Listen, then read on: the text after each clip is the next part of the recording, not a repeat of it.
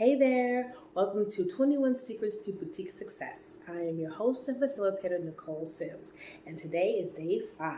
Today we're talking to DeAnna McIntosh, who is the Growth Revenue Strategist for Retail Evolved, her own company.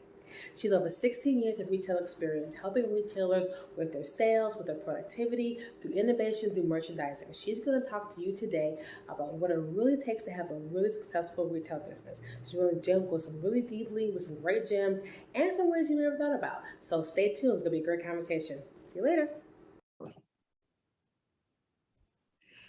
Hey, DeAnna, how are you? Good morning.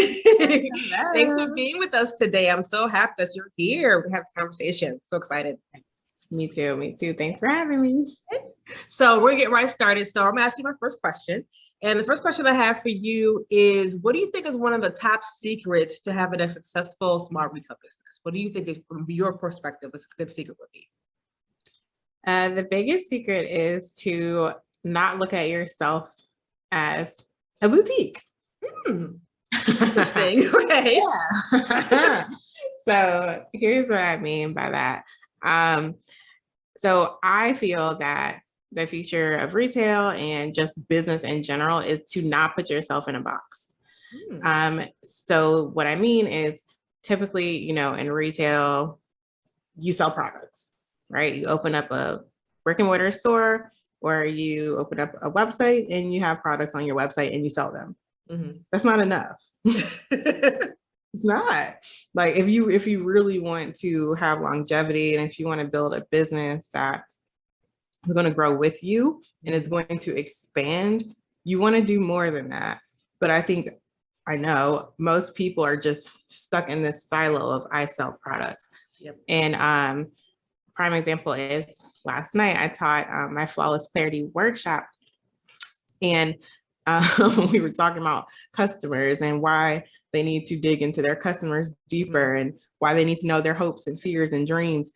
And one of them was my clients, and she was like, DeAnna, I'm just gonna ask you. She's like, why do I need to know all that?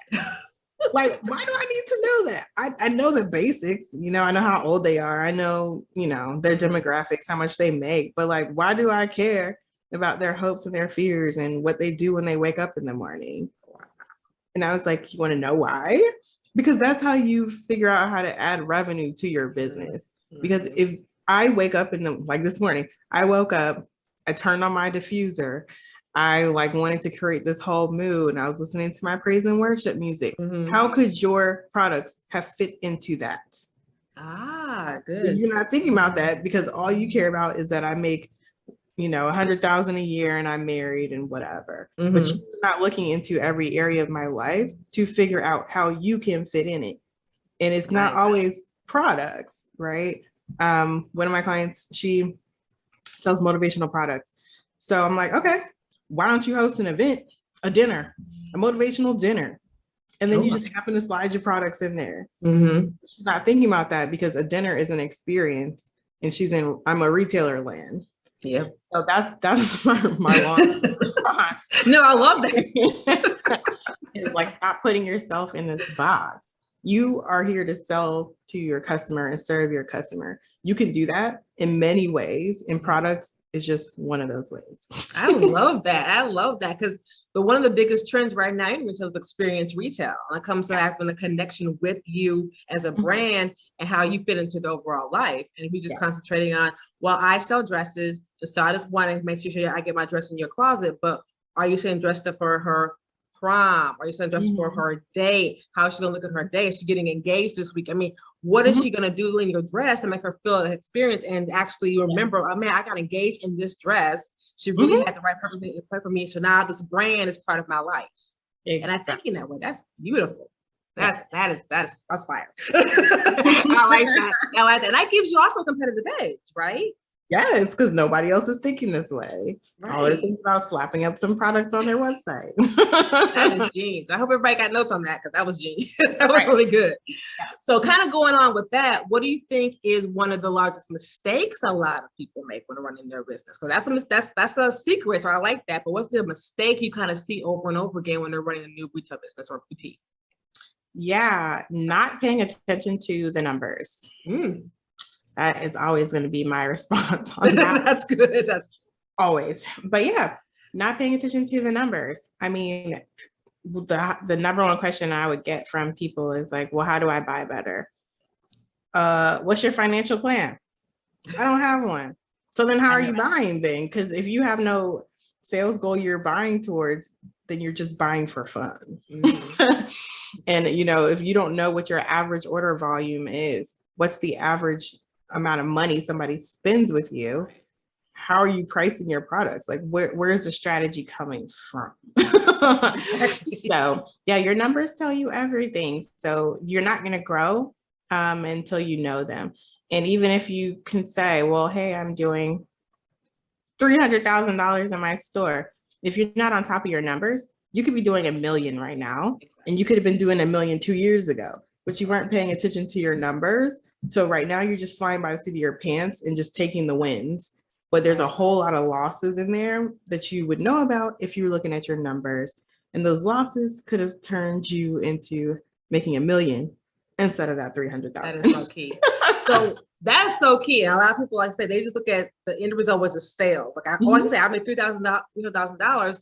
And if they posted that somewhere and someone showed that receipt, people, we'll celebrate them. People like you and I are like, okay, but how did you get there? What did you do? What was your profit margin? There's things in there that you could have, tweaked. So just give a quick example of maybe 2 of the numbers they need to make sure that they know of. Like, what are 2 numbers? Okay, I need to know besides sales. What are 2 things I need to look at? Gross margin. Okay. So that's your profit right after your inventory. A lot of people aren't even recording costs in Shopify or whatever e-commerce platform. I can't tell you how many people I'm like, what's your gross margin rate? Can't tell me because you look in Shopify and only half the products have costs in there. Mm-hmm. This is like the most important metric after sales, because this is the number that tells you how much money you have to spend on everything else other than inventory. Right. So definitely gross margin. Mm-hmm. But again, to have that number, you need your cost of your goods, your COGS or inventory. Those are 2. Actually, let's just say that then. Yeah, there you go. Sales, minus your inventory, your COGS, gets you your gross margin. Those 3 you need. I love that. I love that. I've talked to my clients as well, and I ask those questions, and I get those blank stares that deafening sound on the phone. Okay, let's go back to this, because like you have a budget, right? How you want to spend. And they know, well, I'm going to spend $2,000 on inventory today. Okay, well, what does that leave for your operating expenses? And I get like silence. Right. I'm like, okay, well, that's important, because if your budget maybe your budget really should be only 1,000 because you have all the operating expenses to make yourself profitable. They don't think of that. No, so that's really good. That's really good. So I think one thing people need to understand what you're saying is it's more important to be profitable. And what does that mean to be profitable? I think a lot of people I want to make sales, I want to make the money, but you're not making any money to pay yourself sustaining for a business. You're not just making money to say I made money. You want to actually have a life. Right. And you have to invest that money back into more inventory. Right. Every single month. Right. So yeah, it's critical. It's very critical. That's key. That's really, really good. Yeah. All right. So last question I have for you is, you can go anywhere you want with this. What do you think is the common misconception that a lot of people make when growing their business? So let's say they've listened to you, they've done these things, now they're having a nice sustainable business, but what are the common misconceptions they have in order to grow and to scale retail business? That all it takes is marketing. Actually, that's a great one. That's great. Yep. Yeah, that it's like, okay, now here I am, maybe you've made 500K and you're like, okay, now I want to scale that to $1 million or 5 million. Now I just have to run more ads. Nope, that's not it. You need structure and processes, the things that nobody wants to talk about. Yep. You need a plan. You need to understand where every penny is going in that business. If you haven't already figured that out to that point, you need to know how much inventory you have, whether you have brick and mortar or e-commerce. You need to have a formal way of buying. Should I be buying every day? Should I be buying every week? Right. You have certain times that you buy. And then outside of those times, you should be focused on driving the business. Mhm. So there are things that you have to do, structure, systems, tools that you need to be able to scale profitably.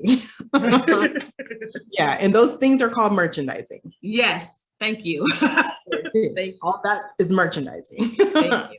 Thank Yeah. you.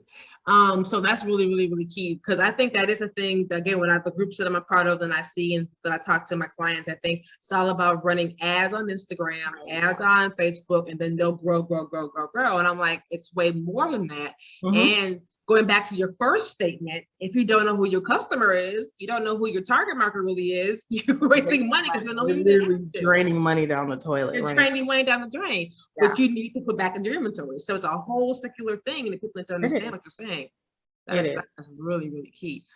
So besides just knowing, the inventory and the numbers and knowing going behind marketing, okay, great, DeAnna, I understand that. Okay, I want to grow and understand more of the marketing. What can I do today to kind of help me? What resources can I go to? What can I do to get, okay, fine, I hear you, I'm going to do it, but what can I do? Like after I turn off this video, what can I do to kind of help me right now? Yeah, so I would say if you go to my site, and actually it's hidden, so you can't even do that, but it's DeAnnaMcIntosh.com/assessment, and it's really for people scaling.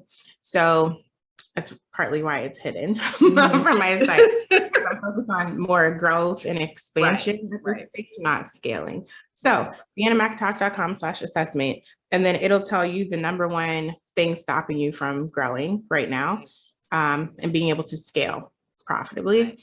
And it's based on merchandising, which I'm gonna have to explain because I know. Yes, I'm gonna say you expand on that, please. So there, but yeah, there's 4 different areas that the assessment will tell you that you need to work on. So it's customer connectedness. So what we just talked about, knowing your customer, skillful sales strategies. So different sales techniques to reach your customers in different ways. Strategic planning, which is what we talked about, and then sourcing products.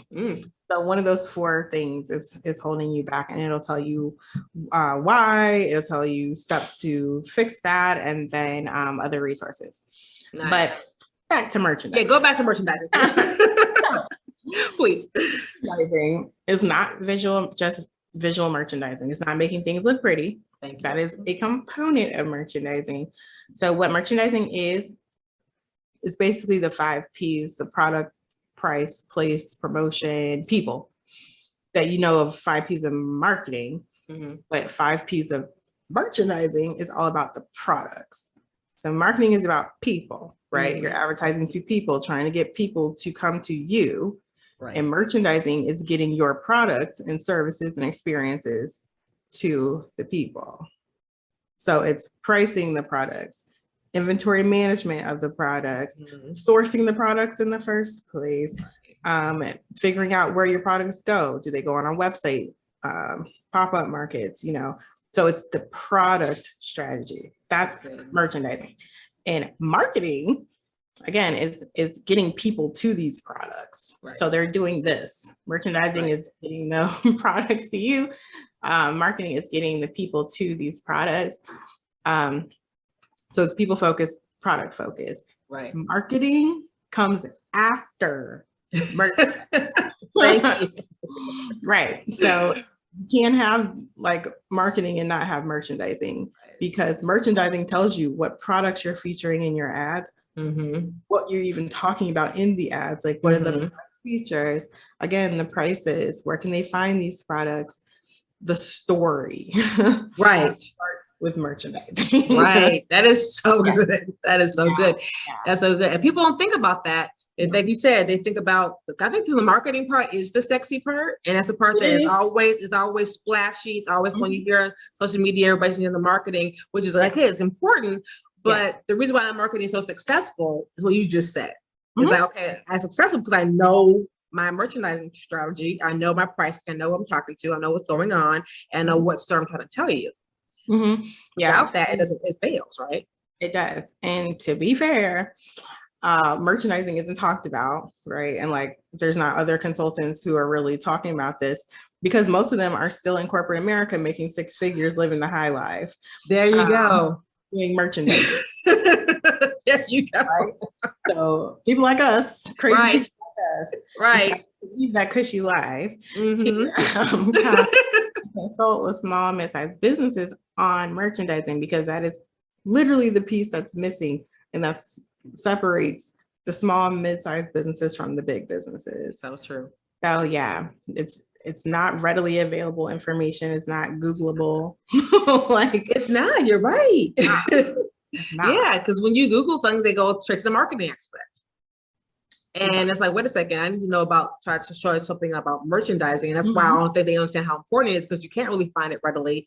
People aren't talking about, you and I are talking about it. And so it's like, okay, maybe we're the minority or a few of us. And so maybe it's not as important. So yeah, that was gems. That was really good knowledge. So eventually, at some point, you have no choice but to figure out what merchandising is, right, if you want to grow to a certain level. So yeah, that's tuned. Really good. That's really good. People are going to unfortunately find out the hard way, because like I said, we're spending thousands of dollars on ads when you could have, they're not landing. But if you got one of us with a marketing strategy and merchandising strategy together, your answer will land a little bit better, and you have more options. I love what you said before. If you sell motivational products, do an experience. So you're still a retailer, but you're experiencing something. So they're connecting you with that brand, so they're connecting the experience with you. And so now when I think of that, think about your brand instead of someone else's. It's a connection. Yep. So that is fantastic. Okay. Fantastic. So before we get out of here, before we end this wonderful conversation, I do want to ask one final question. Speak from your heart. What is one thing from your heart you think that you want everyone to walk away from this talk from? You think they have to know this? Just something that's really, really burning on your heart. You feel is one thing, if you knew today, this will be what it is. Wow. I know you got a lot, but tough question there. The thing that's bothering you right now, you just feel like I have to say this. Yeah, I think it was that first thing that I said, that, which is stop putting yourself in a box, your business in a box. There's yes, retail is a business. Like as a whole, there's an industry behind it. There are things that you need to know before you go to a trade show. There are lots of things that go into this retail business. Right. But once you have that down, then I need you to raise up out the clouds, or raise up from that. Stop just having your head down, focused on what's in front of you. Look up and around you at what's happening outside of the business, to then say, okay, I know what this retail thing is. What's next though? Like, how can I expand from here? How can I do more innovative things? If you need to travel overseas to get that inspiration, go. Like, get it and do it. I love it. Stay here in this retail small box world. Like, there's more out here, which is why my company is called Retailing Evolved. Love it. There we go. Boom. Love that. That was fantastic. So she also mentioned about her assessment, guys. That's going to be actually in the email when you get in the email form this video is. So her assessment will be in there, plus also her website. So go check that out too. That'd be really great. So thank you, DeAnna. This was fantastic. You dropped some gems on us today. That was great. I totally appreciate it. I love talking with you. You keep it real. I love it. You keep it real to the point. And you take all the fluff away, which this whole thing is about. And I love that about you. So thank you so much. It was so great pleasure. You're so welcome. And I'll talk to you soon. All right. Bye.